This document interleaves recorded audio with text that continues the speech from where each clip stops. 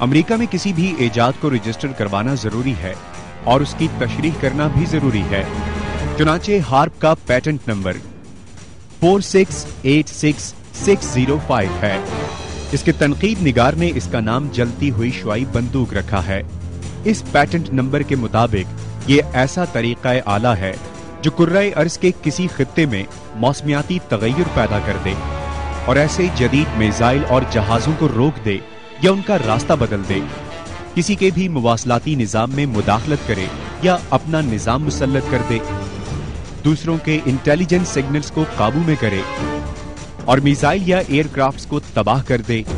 راستہ موڑ دے یا اس کو غیر مؤثر کر دے، یا کسی جہاز کو اونچائی پر لے جائے یا نیچے لے آئے۔ یہ سب الاسکا سے یقیناً نہیں کیا جا سکتا، لیکن اگر ہوائی جہاز سے بھی جو بڑے جمبو جہاز ہیں ان میں اس طرح کے انسٹرومنٹ لگائے جا سکتے ہیں اور وہ جہازوں کے ذریعے آئنوسفیئر کے اوپر ایسی شعاعیں ڈالی جا سکتی ہیں۔ ایک دفعہ آپ کے پاس ٹیکنالوجی حاصل ہو گئی تو پھر آپ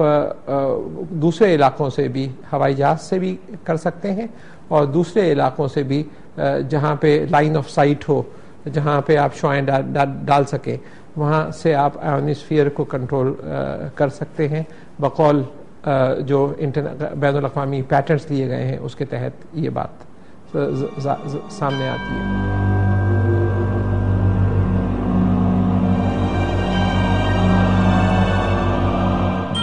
ہارپ کا طریقہ اس پیٹنٹ میں یہ لکھا ہے کہ ایک یا زیادہ ذرات کا مرغولہ بنا کر بالائی کرۂ ارض کے قرینہ یا سانچے پیٹرن میں ڈال دیا جائے تو اس سے موسم میں تبدیلی لائی جا سکتی ہے۔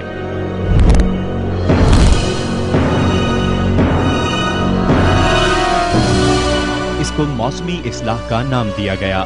پیٹرن کے مطابق موسم میں شدت لانا یا تیزی یا گھٹنا، مصنوعی حدت پیدا کرنا،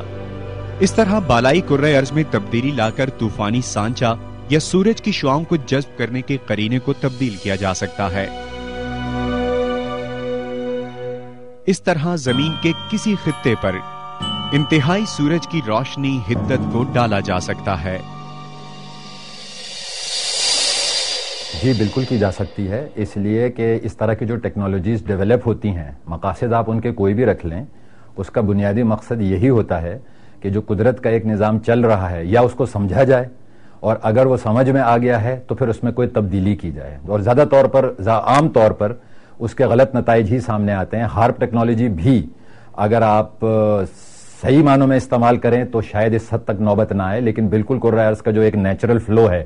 اس کو آپ بالکل ہائی فریکوینسی ویوز پہلے پھینک کر آئنوسفیئر کو انرجائز کر اور وہاں پر آٹومیٹک ELF جو ریڈیو ویوز ہیں وہ جنریٹ کر کے بڑے بڑے ایک جائنٹ ویوز کریٹ کر کے، یعنی ایک الیکٹرانک ڈیمز بنا کر آپ پورا نظام تہس نہس کر سکتے ہیں۔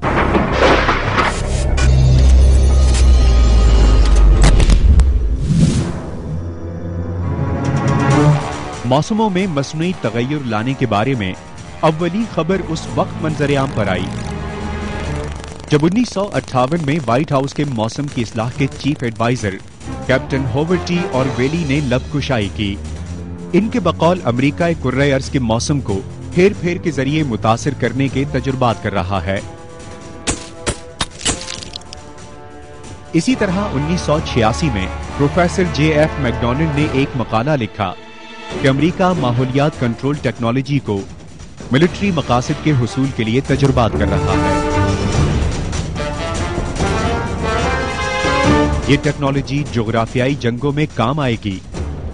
اور قلیل مقدار کی انرجی سے ماحول کو غیر مستحکم کر دے گا۔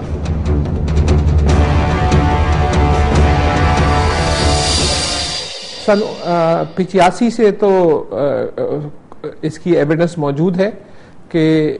الاسکا میں یہ پوری فیسلٹی قائم کی گئی اور اس کو اس زمانے میں بہت سیکرٹ رکھا گیا اور بعد میں اس کو کھول دیا گیا۔ اس وقت اس میں وہ دکھاتے ہیں کہ اب کوئی سیکرٹ نہیں ہے کیونکہ ٹیکنالوجی تو اب ڈیولپ ہو چکی ہے، لیکن جو پیٹنٹس 12 پیٹنٹس دیے گئے وہ سن 95 اور سن 2000 کے درمیان دیے گئے،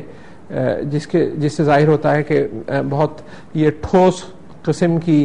تحقیق کی جا رہی تھی اور یہ صرف کانسپریسی تھیوری نہیں ہے جو بہت سے لوگ اس کو جھٹلا دیتے ہیں کہ نہیں، یہ پیٹنٹس بین الاقوامی پیٹنٹس موجود ہیں، اور یورپین یونین نے جو اعتراض کیا ہے اور جو کنڈیم کیا ہے اس امریکہ کو اس تحقیق پر، وہ بھی ایک ثابت شدہ چیز ہے۔